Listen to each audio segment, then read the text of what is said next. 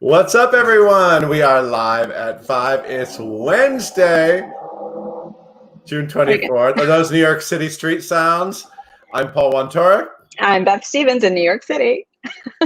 Exactly. And we're joined, as always, by Elayne Moynihan. Hello.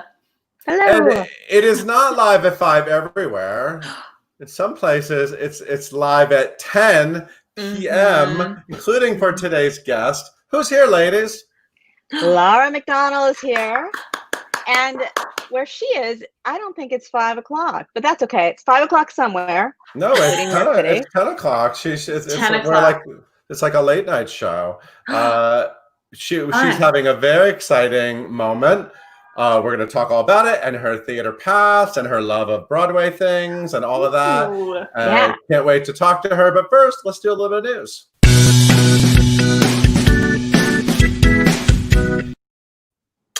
It's going to be a little bit longer till we see this band on Broadway. Yes, that's my boyfriend, Hugh Jackman, as if you didn't know. And the word of the day is shift, because the dates for The Music Man are shifting to the spring of 2021. Of course, it was announced that The Music Man would star Hugh Jackman and Sutton Foster this fall. That's not happening, so they have new dates. It will begin previews April 7th, 2021. Wow, that sounds far away. And opening night is set for May 20th. And don't get upset about those Tony rules, because who knows what's going to happen next year? We do not. This is the cast of Tony winners, right, Paul? Virtually everyone who has been announced for this show has a Tony Award or two. Hugh Jackman, Sutton Foster, Jefferson Mays, Jane Howdyshell, Shuler Hensley, and Marie Mullen are in the cast that was announced for the fall. Don't you know The Music Man? It was the first musical I ever saw, Paul. Meredith Willson's The Music Man. In what context? Wait, I need more information. You saw it where? I saw it in my hometown. I don't know. My mother brought me. I loved it. Like a community theater production? No, I think it was professional. Excuse me very much. But at any rate, Jerry Zaks is the Broadway Revivals director. Warren Carlisle is the choreographer. And Patrick Vacariello is the music director. He's the music man. We're going to have to wait a little longer. Yeah, okay, fine. Yes, and speaking of shifting, we will be waiting to fly over sunset until next year as well. Yeah, so that's Carmen Cusack, who was here not long ago from California, where she's making gorgeous masks for the people. That's right. She's the star of Flying Over Sunset, and this is sort of a sequel to Beth's story. So Lincoln Center announced that Flying Over Sunset and Intimate Apparel, their off-Broadway opera based on the fantastic play. The two shows by Lynn Nottage. They're now shifting to spring. It's a sequel to Beth's story. Now, all of this is leading to speculation that there may be an announcement about Broadway, because the Broadway is currently supposed to come back September 6th. We don't know if that is being pushed, but this is all sort of advanced. We've been talking about this a lot, so this is not a surprise to anyone. But we're looking forward to all of these shows when we're all ready to see them. Yes, and we can look forward to We Are Freestyle Love Supreme, because now we know when we can finally see it on screen. That's right. We meaning you, me, and everyone we know, we are not Freestyle Love Supreme. We are Freestyle Love Supreme fans. And the documentary about that freestyling group, which was founded by Lin-Manuel Miranda and Thomas Kail and Anthony Veneziale, was supposed to come out June 5th. But the protests and the turmoil in the world made them delay that. And now we have a new date. It's July 17th on Hulu, because everything's streaming now. Absolutely everything, including what you're watching at this moment. The documentary features footage from those three talented gentlemen, as well as Christopher Jackson, James Monroe Iglehart, and a lot of people that were in the show on the Broadway when it was around, which feels like a decade ago, but it was just not that long ago. So there you go. We have a Phantom musical, we have a Phantom movie, and now we are getting a Phantom miniseries. I mean, there are so many Phantom things, right? I mean, this is a peak. Remember the Broadway musical? That was good. That'll be back. Yeah, so Phantom of the Opera, of course, started as a novel by Gaston Leroux, a great little thriller of a novel, and many things have been adapted from it, including the Broadway musical. And now we found out there will be a 6-part miniseries. It's being developed by the same producer as the Netflix hit Narcos, and it's a French production company called Gaumont. Did I say it right, Beth? I took Spanish. Okay, whatever. Sure. And a writer named Anthony Horowitz, who I looked up, he's done a lot of mystery and a lot of thriller kind of credits. He's doing the adaptation. So we don't know much about this, but it's a great story. And I'm sure it's going to be scary. And it'll just be more for the PHANS to chew on. Right, Beth? You know, I looked it up too, Paul, and this was a movie in 1925, very famously. And of course, we know about the movie in 2004 with Gerard Butler and Emmy Rossum and my other boyfriend, Patrick Wilson. Joel Schumacher, who just the died, late Joel Schumacher. It, right? Right. But it was also apparently turned into a movie in 1989 with Robert Englund, who is famous for playing another. Beth, you think I don't know Phantom facts? I didn't know this. I looked it up today. Okay. Do you know You're about the fan. Do you know about the Phantom of the Paradise? No, tell me everything. Because there's so many Phantom adaptations, and now we're just doing another one that I was looking up. Okay, well, since you opened this can of worms, in the 70s, I want to learn from you. There was a movie called Phantom of the Paradise set in an amusement park where a creepy guy was terrorizing the amusement park, and the band Kiss was in it. And that's all we need to say about that. Wow. Caitlin, we're back. Oh, sorry. I was just we went down a rabbit hole. But I went down a rabbit hole. Paul is a true PHAN, so I had to see what he knew and what he could tell us. This was like my thing when I was a kid. Anyway. Thank you so much, Beth. By the way, Beth's kids are a big fan of today's FANS, of today's guest, right, Beth? That's right. They streamed her. They streamed her. So the day it came out. Thank you so much, Beth. Hey, Caitlin, why don't you tell everyone about today's guest? Gladly. Yes, guys, today we have Lara McDonnell here with us today, all the way from Ireland, where she is right now, for another episode of Live at 5 Home Edition, live right here on Facebook and YouTube. Stage people, stage fans, theater fans may know her as playing the title role in Matilda in the West End for a few years. And now, guys, she is starring as Holly Short in ARTEMIS FOWL on Disney+. So we have a whole lot to talk about. Make sure you guys put your questions in the comments below. Follow her on social at Lara McDonnell Official. And everyone, please welcome Lara and Paul. Hello. How you doing? I'm good, thank you. How are you? It's lovely to be here. Thank you very much. It's Lara McDowell, right? You're correct. Yes. Is Andy McDowell? You know Andy McDowell, the actress Andy McDowell? You're not related. You're not related. No, unfortunately not. So you stayed up late for us. You are in Ireland. I'm very honored to have stayed up late for you. Thank you very much for having me. Well, thank you for being here. It's so exciting. You're having such a moment. It's actually really funny. I looked at your Instagram, and it's so fascinating how you have this big movie, this big Disney film, and you are the female lead. Sorry, Judi Dench. You're the and you were waiting for it to come out, and then they put it. Now this is the new world, right? It's kind of like the Hamilton movie is coming out, and that'll be on Disney Plus as well. So a lot of Broadway fans are going to be over on Disney Plus in the next couple of weeks. But I saw that you did a virtual press junket, right? Which is really fun. So you're at home. And you had somebody shows you how to do your makeup, and then somebody checked your hair, which looked fantastic. I mean, it looks great now, but it was very glamorous. And then you basically just do all the interviews there. So you're having this Hollywood moment in a very different way, aren't you? In my bedroom, yes. In my bedroom.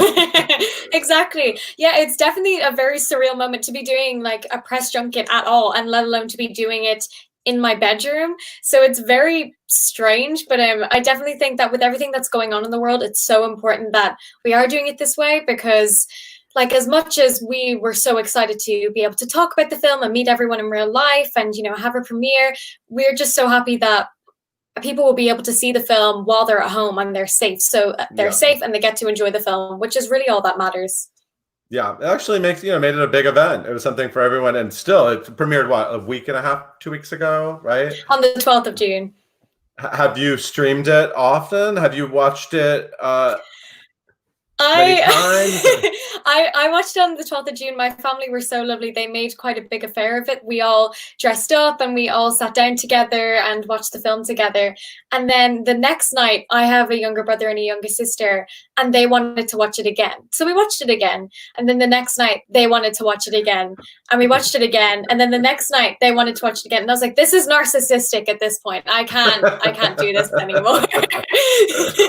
So my family are very big fans, but I definitely am crossing the line to narcissism at this point. I love that so much. So let's take a look. So look at this. Look at that. That is Captain Holly Short, isn't it?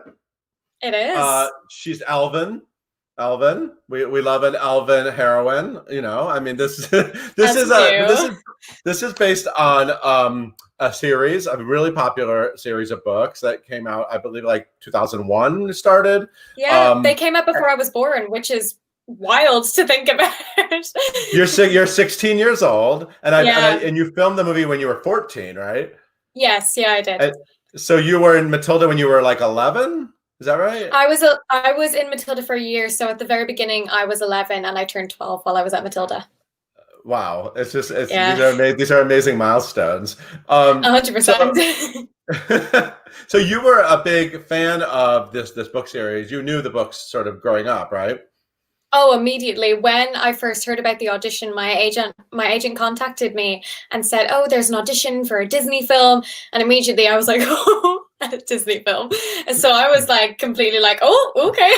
And then she said that it was for ARTEMIS FOWL, and I looked over to my bookshelf where I have all 8 books of ARTEMIS FOWL sitting, and I immediately knew the character I was going to be auditioning for. She was a character I had grown up with, and I absolutely loved Holly. She was such a role model to me. So to get the opportunity to just audition for her was such an amazing experience, and then to get to actually play her was an absolute privilege.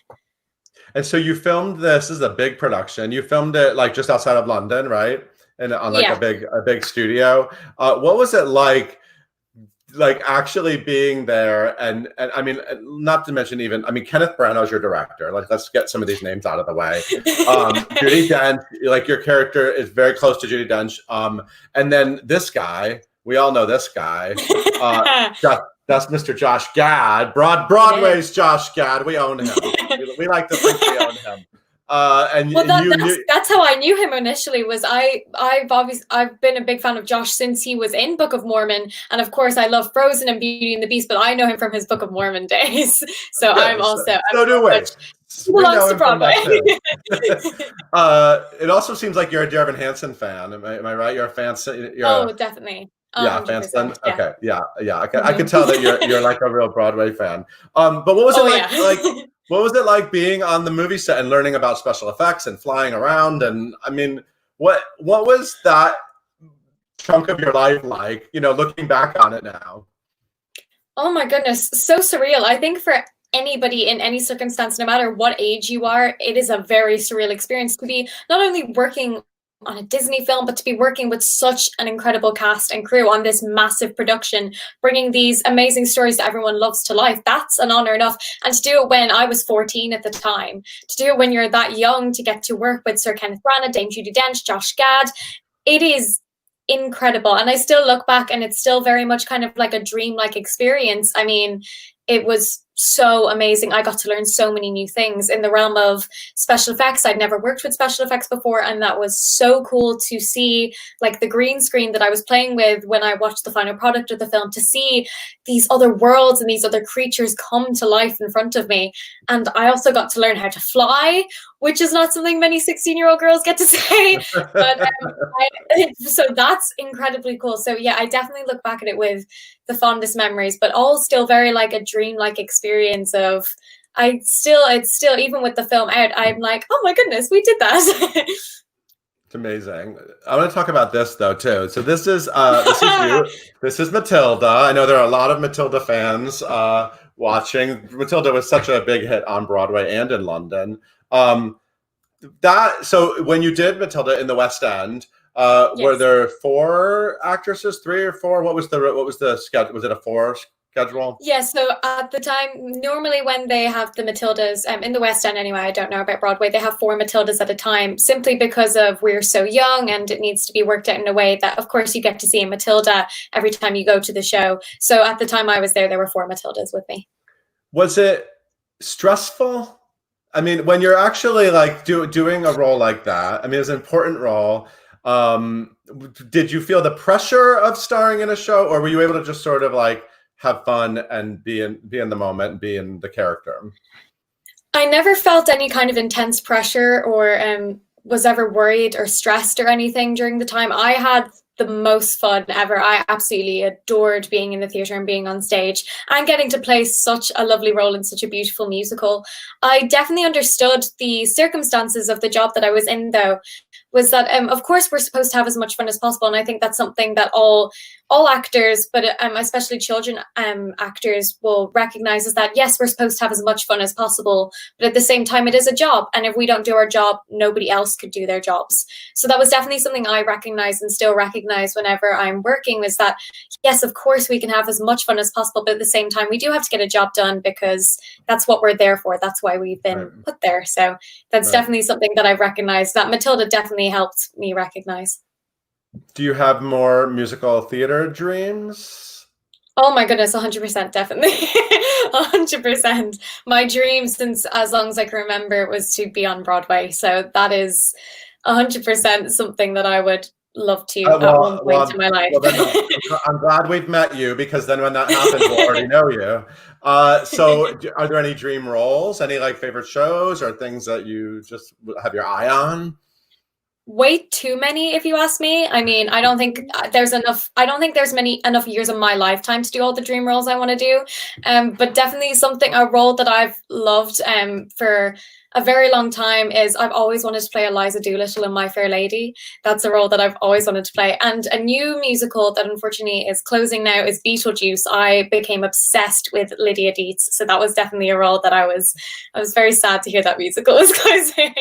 Well, maybe it'll be back. I mean, that there you go. That I can see that happening. I don't know. I mean, you could do that one first. I mean, you can wait for Eliza Doolittle. We can work the way. Yeah, we can work the way. We have time for Eliza. Yeah. We have time. Well, I love that. I love that. How were you exposed to musicals as a kid? It was something that was always in my life. I'd always been really interested in it. I went to acting classes once a week when I was around 7, and from then I fell in love with the performing arts and wanted to soak it in as much as possible. And I remember the first musical I ever saw was I went to see The Phantom of the Opera in the West End when I was 9, and I just absolutely loved it. Did not understand everything that went on at the young age of 9, but loved it. But there were some scenes I was like, I don't get that. And then rewatched Phantom of the Opera later and was like, oh, okay. But I absolutely loved it. And from then I've seen more musicals than I would care to admit. I've seen so many, and I've just completely honed in on that and kind of became obsessed with it in a good way. And since then, I've just lived and breathed musical theatre. If you ask any of my friends or family members, especially during quarantine, I've been learning new songs and practicing and everything. So I feel very sorry for all of my family and my neighbors, because they're experiencing it all. Yeah. So what are your summer plans beyond watching Artemis Fowl on repeat on Disney Plus? What else are you going to do this summer? What's your school situation? So at the moment, we are in lockdown. We're technically things are starting to become they're starting to become a bit better, in that we're allowed to go out, we're allowed to go to people's houses, but we do have to still maintain social distancing rules. And so during the summer, I think I'm going to wait to see what happens with the situation in the world at the moment, and hopefully everything will be semi back to normal soon. But should be going back to school in September, but we don't know the way the world is. But for the summer, I'm hopefully going to be safely seeing friends and spending time with my family and picking up new hobbies and interests. And definitely I've been watching a lot of film and TV and reading a lot lately. So that's definitely something I'll be keeping up. Right. Well, I mean, we have time to like. I mean, you could learn Exactly. you could learn all of Eliza Doolittle over the summer. You could learn all these roles. I mean, you could like spend. You could start Bad that character I research. have already. Yeah, but a funny story actually is when we were filming Artemis Fowl, so we had to do tutoring on set, and one of the things we did in tutoring is kind of like a fun little break in between like schoolwork that we were sent in, was that we would read different plays and we would kind of put them on just reading from the book. And one of the ones we did was Pygmalion, and my tutor assigned me Eliza Doolittle to read, so I was immediately like, haha, this is my time. And then watched the film on repeat once we were doing the play, and then came in and knew like every single song and annoyed poor Ferdia Shaw, who played Artemis Fowl, so much by singing. Oh my goodness, like annoyed him so much by singing Just You Wait, Henry Higgins, again and again in the tutoring trailer under my breath. I'd say he was like, oh my goodness. Josh Gad would be a great Henry Higgins for you. I mean, come on, let's just get that done. Take that character in a whole new direction. There we go. Why not? I mean, why wouldn't you? Oh, working with Josh. I remember one of the first days I met Josh, we were standing on set and we were improvising a scene. It was the first time I'd ever done a scene with him. And in the middle of the scene, he began singing When I Grow Up from Matilda the musical, because he knew I had been in Matilda. And I absolutely lost it. I like completely collapsed. Bits of laughter. Yeah, he's incredible. You know, by the way, that's a hard song to get out of your head. I still really sometimes I can't get that it's song in my head now. Yeah. Yeah, thank you. Thanks for bringing it up. You're welcome. Everybody watching. I'm going to bring Caitlin back in, and we're going to take some fan questions. Perfect. Yes, definitely. All right, so Maya wants to know, which Artemis Fowl character do you relate to the most? And you already answered this. Are you a fan of the books? Yes. That's a very good question. I'm definitely a very big fan of the books, and I have to say, not that I'm completely biased at all, I relate most to Holly, apart from not being an 84-year-old elf. That is the only thing we do not have in common. No, but definitely I relate to Holly a lot. Definitely we have the same sense of humor. She's very sarcastic and witty, and I'm extremely sarcastic, which anyone will vouch for. And I would like to think that we have the same morals, in that Holly will do what she thinks is right and what she knows is fundamentally right, no matter what rules she has to break, whose orders she has to go against. At the end of the day, she'll do what's right, whether it suits her or not. And I would hope to think I'm like that. So I would definitely say I would relate most to Holly Short. Fantastic. Love it. All right, so Ginger wants to know if you had a favorite scene to shoot during the movie. Oh, that's a very good question. I mean, each scene was so amazing to shoot, simply because, one, we were working with the amazing Kenneth Branagh, who just made, every time we walked on set, he creates such an amazing atmosphere to work in, and to get to be on set at all was just so much fun and such a wonderful creative experience. But oh my goodness, one of my favorite scenes to shoot though was definitely the troll sequence in the film. If you haven't seen the film, I'm sorry, but there's a scene in the film with a troll, and it was so much fun to film because the majority of the cast was involved, and there were a lot of cool stunts and moments that we got to film, and yeah, that was definitely a very surreal but cool moment to film. Awesome. I love it. All right, I think we do one last question, and Weeb on Facebook wants to know, which book is your favorite out of the Artemis Fowl series? Ooh, that's a very good question. I've read them all multiple times. I am a very big Artemis Fowl fan. Definitely, I would have to, out of the first one is definitely probably my top favorite, simply because it's the first one and we get to meet all the characters for the first time, and it lays the scene for the characters to grow. And because the film, that I became so close to the first book while we were filming, definitely. But if I couldn't pick the first book, I would have to pick it's Artemis Fowl and the Time Paradox. And that was definitely one of my favorite books of the entire series, just because if you haven't read it, there's so many amazing elements of story webbed into that one adventure. It's so much fun to read, and you really are on the edge of your seat while reading it. So Time Paradox and the first Artemis Fowl were definitely my favorites. Okay, I'm going to check it out. I'm going to be sure to check it out. You gotta read it. Hey, Beth, Yeah, Beth, what are your kids? Do your kids have any questions? Because they really they like do. freak out for this. Oh, Well, okay. first of all, I just want to thank you all for giving me When I Grow Up, because that's been running this entire time. You're welcome. Everybody's had. My kids, the first question they had out of both of their mouths was, "Will there be a sequel?" Wow. Ooh, I know it. we'll have to see what happens. We shall have to see what happens. So we will. Fingers But right now crossed. we'll have to see. But right now we're just really excited for everyone to watch the film because we had so much fun making it. So I hope everyone enjoys watching it as much as we did enjoy making it.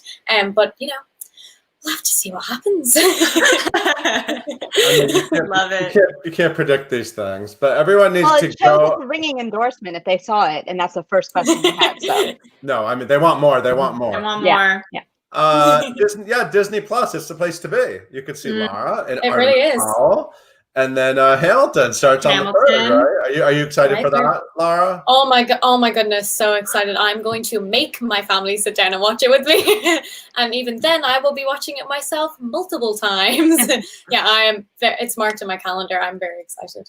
Yes. Well, Lara, we can't wait to see you on Broadway very soon. Well, Enjoy the rest of your you. summer, and we hope to see you soon. Congratulations on Thank everything. you. Thank you all so much for having me. Thank you. Hey, Thanks. Caitlin, why don't you take us out? Thank you guys so much for tuning in for a fun episode of Live at 5 Home Edition. You can follow along where we get your podcast by searching for #Live at 5 and hitting that subscribe button. Be sure to tune in tomorrow. We talk to Kimber, Elayne, Sprawl from her time at Girl from the North Country.